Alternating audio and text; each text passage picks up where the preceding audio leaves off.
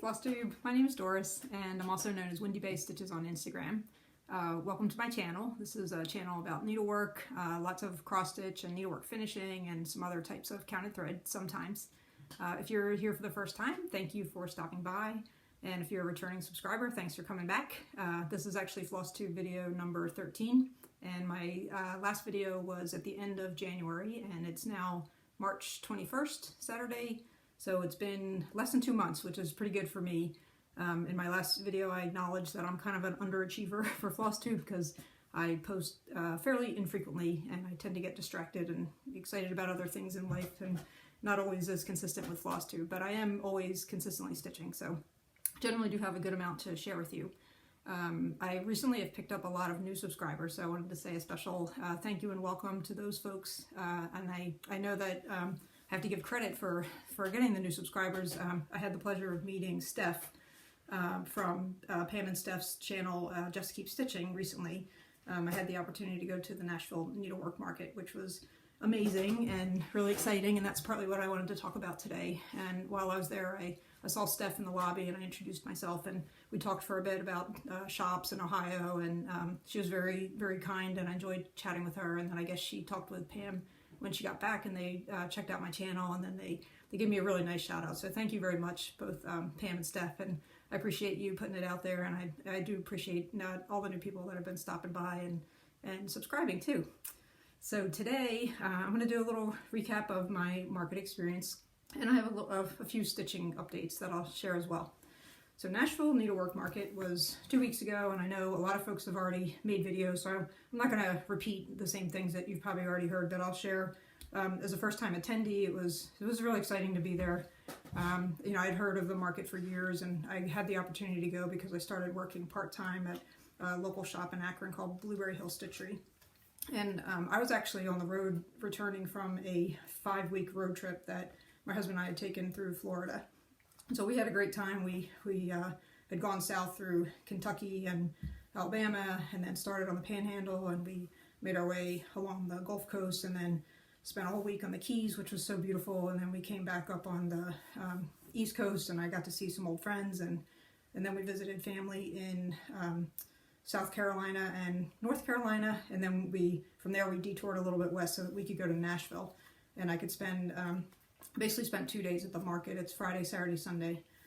We left Sunday morning because we were definitely ready to get home. It had been, you know, a long time on the road, and at that point I had finished the shopping that I needed to do for the store.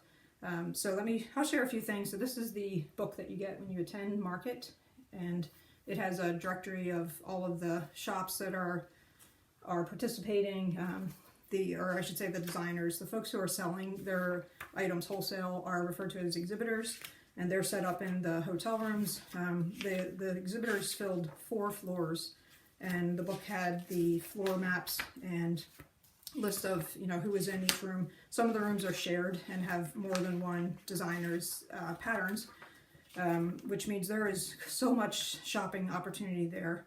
The book has the floor plans. Here's an example.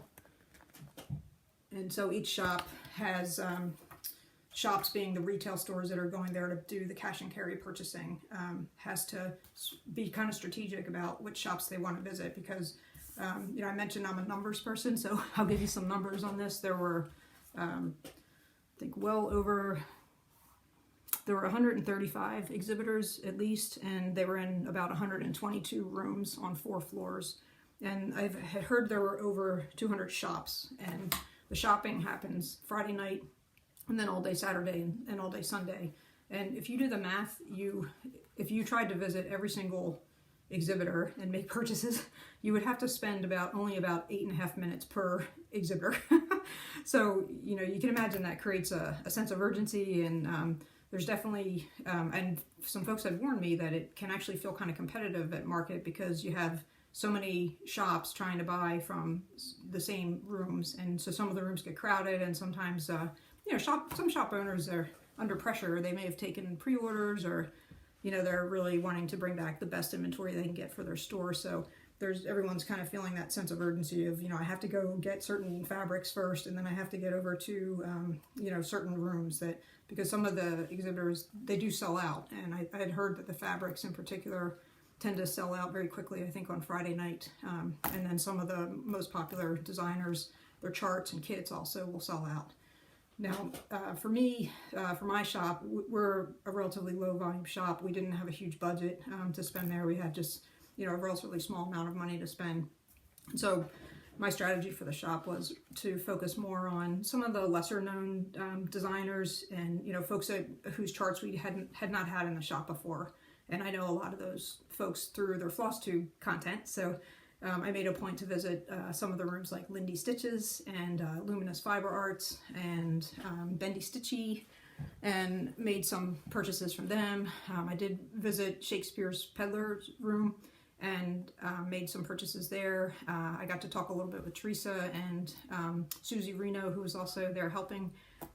Yeah, definitely one of the most fun things about Market is you're seeing so many familiar faces, and even I'd get on the elevator and I'd say, oh, familiar faces. I actually met Jen from Jen's Stitching Niche and Leisha from Mississippi. And later in the weekend, I saw some other familiar people. But to be honest, I'm an introvert, and so spending the whole night and then all day Saturday, aside just all the visual stimulation, like seeing all the great products, and then all the seeing so many people. And then I was trying to be, confident enough to go and introduce myself to people. And sometimes I would mention that I had a channel, sometimes not. I did actually meet quite a few other folks. I mentioned Steph. I also met Arlene Cohen in the lobby on Saturday. I really enjoyed talking with her. And I met Janine, I think is her name, from Acorns and Threads, the shop in Portland. And I had a great chat with her. And I talked with Nicole Parkman and briefly with Kathy Haberman and a lot of others. I'm not going to name them all. I probably got to maybe half of the rooms total. I came back with probably like about 24 new charts for the shop, and then I picked up a few things for myself. One other thing that I did at Market that I think maybe not as many people know happens is that they do offer classes at Market. So it's a combination of sort of like industry learning sessions and also hands-on classes. So I signed up for a lot of those because I knew, I would have the time, and I made sure to get there early, and so that I did a lot of shopping Friday night, and then I took a lot of classes, and then I was able to finish the shopping on Saturday afternoon. But I'm going to share with you some of the classes I took. So 2 of those were hands-on classes where you could actually start to make a small limited edition kit. One of them was offered by Praiseworthy Stitches, and they have this little kit. It's called a Sweetheart Etui, and you can see it has a little heart-shaped needle book with the birds on it. We didn't do any of their embroidery, but we got the supplies. The finished piece goes into this little heart-shaped candy container, and so it's really tiny. This is just an example with one of the layers is a padded heart, and the hearts will stack up, and the kit came with all the fabrics and batting, and it also came with beads that you could use to make a fob for scissors. It's very pretty, so we made that in class. And we got the one kit to practice with, and then a second complete kit to bring back. And these, I think, are available. They're limited edition, but I think you can find these online. So if you're interested, search for Praiseworthy Stitches Sweetheart Etui, and you may be able to find them for purchase, and they're about $10 or $11 each.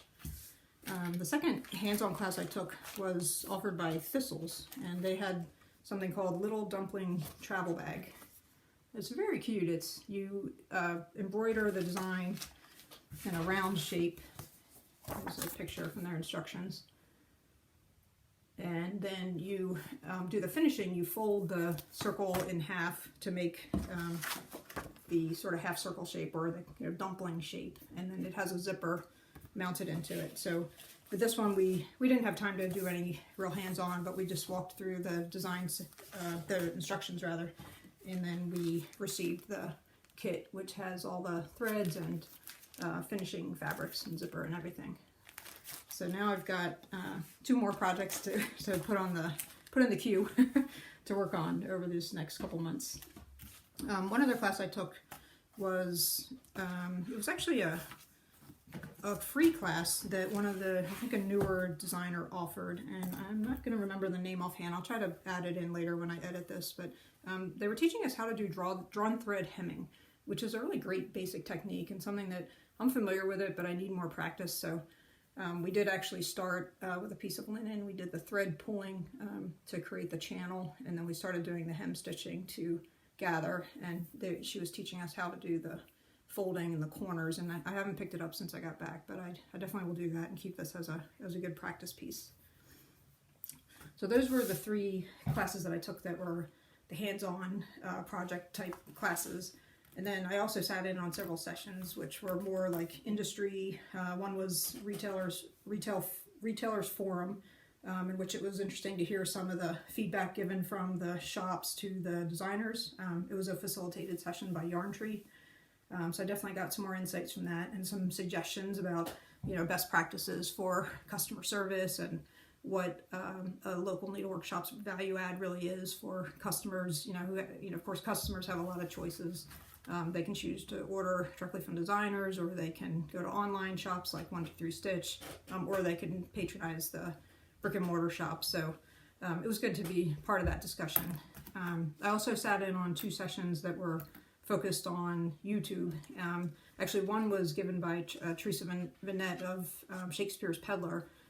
She has a very popular channel, is Kitten Stitcher, and she gave a great presentation with basically she had a handout, and it was basically best practices for Flosstube, and a lot of good things like make sure your lighting is sufficient, make sure your sound level's sufficient, optimal video length, generally a little shorter but not too short. Just be yourself. I think her main message was to be authentic, just be yourself, because that's what people really can relate to and enjoy. And I think we all bring our own unique personality and perspective on needlework to the hobby of making videos. So definitely try to do that, and that's why I'm very honest and upfront about my inconsistent posting. Another one was about YouTube analytics, and it was how to use some of the, YouTube actually gives us a fair amount of data that we can use to look at who's in our subscriber base and how well are people reacting. Are the thumbnails that we choose, which are the image that we put up, or are they getting a good click-through rate where when someone sees it, they're actually giving the video a chance, and so forth. So that was helpful, and that was given by a couple named, I think it's Kia B. It's a channel that I'm not as familiar with, and I'm gonna check them out, I think, in the near future. So that was really good too, and those kind of sessions are just complimentary to attendees, so it was a good benefit of attending Market, being able to go to those. So I paused the video so that I could look up the name of the person who taught the drawn thread hem class, and that was Crystal West, and she's from a group called Avli Mediterranean Folk Embroidery, and she's a designer that I wasn't familiar with before the Market, but one of the other people from Blueberry Hill who was shopping with me, I know visited Avli, and she bought a couple of her patterns to bring back for herself. One other session I went to was taught by a guy named Gary, I think it's Sly, who runs a shop down in Florida, and his topic was how to reach the younger generation with needlework. It's the Harry Potter generation, and I sat in on that. I found that I pretty much already knew what he was saying because I have daughters who are 20-somethings, and of course their friends, and he mentioned that glow-in-the-dark floss is pretty popular, which I knew, and also that generation likes sort of the subversive cross-stitch, like something with pretty flowers and then the F word in the middle of it. Or I actually made something for my 26-year-old daughter a couple of years ago that was it was a pretty stitched piece with succulent plants, which she likes a lot, but it said "Life Sucks" at the bottom, and she loved that, and she hung it up in her room, and I don't think I ever showed that on my channel, so thought I would mention it. As I said, I brought back more than 20 charts to the shop. I think we've at least sold half of them already, which is fun to see them going quickly. I picked up a couple things for myself that I will share with you. One was by Marjorie Massey. This chart is called "When This You See," and this was actually in Shakespeare's Peddler's room. She had not just her own designs, but Marjorie Massey as well as Stone Street Stitchworks. And I did buy a Stone Street Stitchworks chart too, but I didn't bring it to the room with me, so I won't be able to show that one today. The second one I picked up was from Pickle Barrel Designs, another new designer for me, and it's called Go Roam. So that's in line with my life philosophy most of the time. And I picked up a copy of the winter issue of this from Shakespeare's Peddler's Room, because these are actually a little hard to find. Our shop doesn't carry this, and a couple other places I've stopped in, they've been sold out, so I was glad to get that. And I did buy some threads. So we went into the Gentle Art room, and Gentle Art actually had a big pile, at least on Friday night, of what they called limited edition colors. But what's interesting is that these aren't named, so I think these truly are limiteds. I don't think they intend to sell these through stores, so I'm not sure if other shops sell these, or if they just use them for shop models, or I'm not really sure, but they're really beautiful, variegated colors. Not sure if I have anything to hold it up against. Hopefully these are coming through okay. Kind of the same as my sweater, so these are definitely my colors. I picked up a couple Valdanis to try. I've never used Valdani threads before. These are beautiful fall colors. And I also picked up some sulkies. So I've never used sulky either. This was a good opportunity to try, so I got 2 of their small sets, these colors. So when I do use those, I will let you know how those turn out.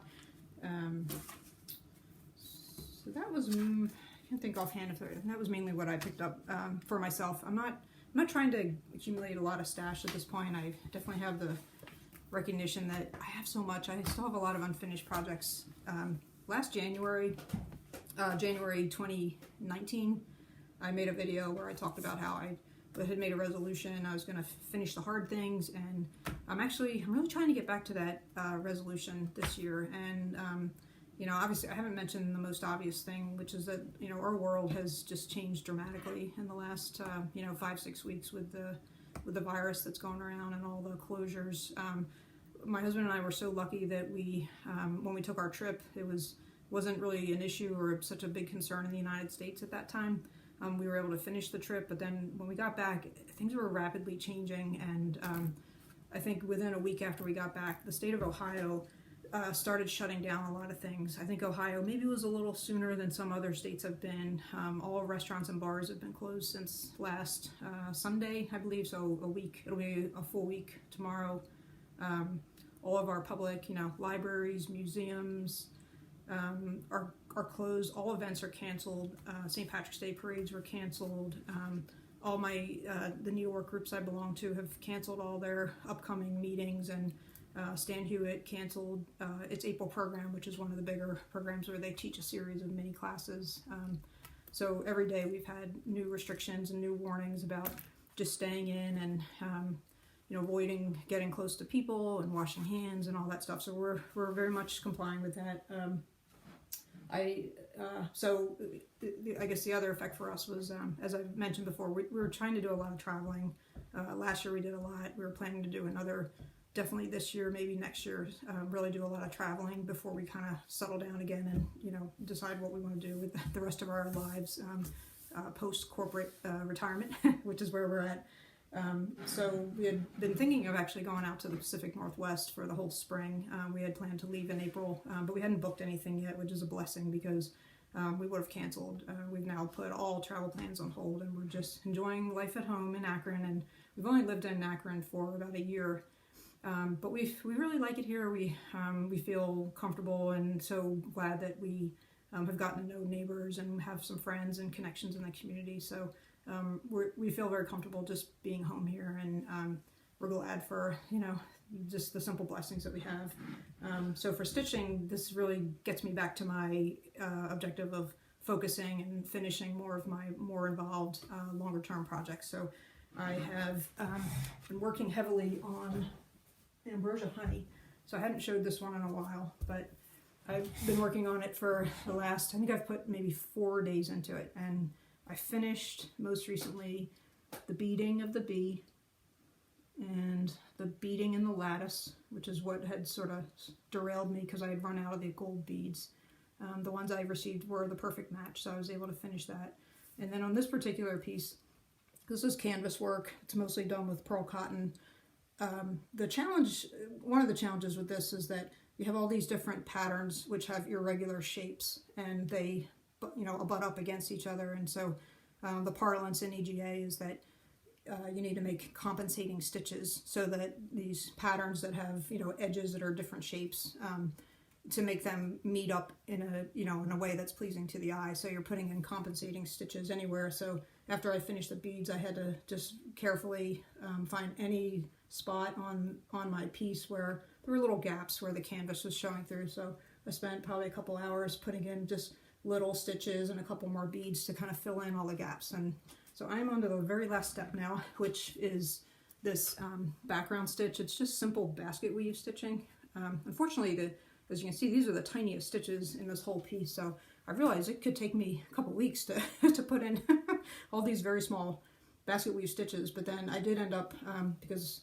we're having these quiet days at home, and it's simple enough I could do it in front of the TV as well. So I ended up getting this whole section done yesterday, which means if I work at that same pace, I might be able to get it done within maybe another 7 or 8 days instead of 15 days. So that is the big goal to the next finish the hard things objective. Not sure what I'm gonna pull out after that. I've had a couple other small things I've been working on. One thing that I finished, I worked on this while we were traveling, was a couple more of these stoneware pin pillows. It's been a while, I think, since I showed these. Here's the chart. It's, Priscilla's Pocket, and it's a set of 7. And while we were traveling, I finished 2 more.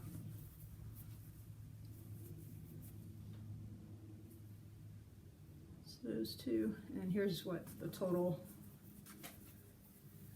6 that I've got done so far. I've actually got another set of these. Someone gifted me, there are I think three sets of these. This is number 2. So I'm going to go ahead and fit in as many more as I can on this fabric. I can probably get 3 more, and then I might go ahead and do the finishing of those. I have one more travel stitching project to show you, but I realized that I had left it downstairs, so I stopped the video again and I ran downstairs, and since I was down there I picked out my Stone Street Stitchworks pattern that I bought at Market, because I wanted to show you. I love this pattern. It's called Stitcher's Welcome, or I'm sorry, Stitcher's House, and it says Stitcher's Welcome. I think it's really beautiful.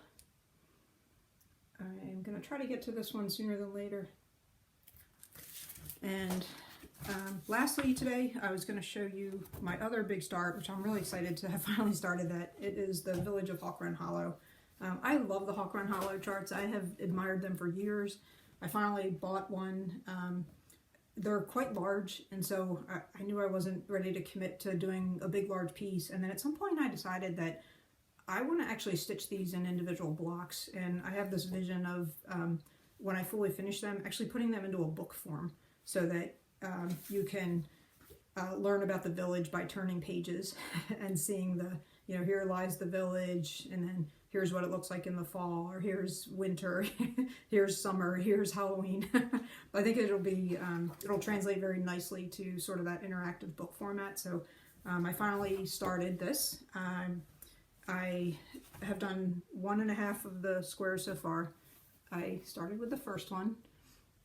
I'm using linen that is actually from an old tablecloth. I probably have mentioned before that I like to frequent antique malls, thrift stores. Occasionally I find linen pieces that are good for stitching on, and this was a fairly, pretty good sized tablecloth, so I think I can get about 18 on this one this one tablecloth. So I started cutting them up into squares, and initially I had put this on a Q-snap, and it was right up against the border, and so then when we were traveling, I took it off, and I decided to try just stitching it without the Q-snap, and it actually works really well in hand. So I'm now just planning to stitch all of these in hand, which works great for in the car or in a hotel room or in front of the TV. So I finished pretty much almost every stitch on this first square on the road, except for I didn't do the grasses, which are longer straight stitches. I waited till I got home and was sitting down to do those. So I love the way that came out, and then I went ahead and jumped in on the second one, which is actually on the chart. I started on the third, it's the third block. It has Hawk Run Hollow City Hall building. and I'm making pretty fast progress on that as well. This one has a lot of solid stitching. It did take quite a long time to get this whole sign done. But it's very relaxing, you know, zen-like stitching. So I am thoroughly enjoying it, and you know, this will be, you know, I'd love that book to have, you know, 60 pages in it, or over time. I may not do every square from every chart. I just want to get like a nice mix of, you know, pieces that describe the town and take you through the, you know, the architecture and the seasons and holidays and all that. So over time I'll start acquiring more of these charts, and then just, you know, picking whichever square I want to work on, and I'll just let these stack up, and I may not make a finished book for, it may be 10 years from now, but I'm enjoying the process of starting to stitch those. Okay, so that is my, I think that's the last piece that I have to show you today. I was talking a little bit about how, you know, things have changed, and I guess we all have probably, in most cases, more time on our hands than we want to, maybe. I sympathize with younger families that are having to make so many adjustments with children at home and figuring out how to get, you know, basically become homeschoolers. And a lot of people have a lot of stress with losing their normal jobs because of the closures, although we are starting to see a big push now for new employees to start transitioning to where the demand is in Ohio. You know, we're a big trucking center, and a lot of pizza places, for example, are getting swamped with orders, and the local drug mart chain apparently is in need of a lot of new employees. And Amazon is also building a huge fulfillment center here in Akron, and I've heard is looking to hire, you know, tens of thousands of people. So I'm hoping that some people can transition into new jobs as the demand moves, you know, from one segment to another. For me, I'm just gonna, you know, stay home, keep stitching. Blueberry Hill is sort of still open. I mentioned before, it's a little unusual because it's actually in a medical building. And so obviously the medical building is staying open, and so the access to the building is open. The store owner is in the building every day. So if somebody wants to stop by and pick something up, even if the store is not officially open, it can be opened. You know, she can open it quickly and take care of a customer. I did actually go in last Thursday.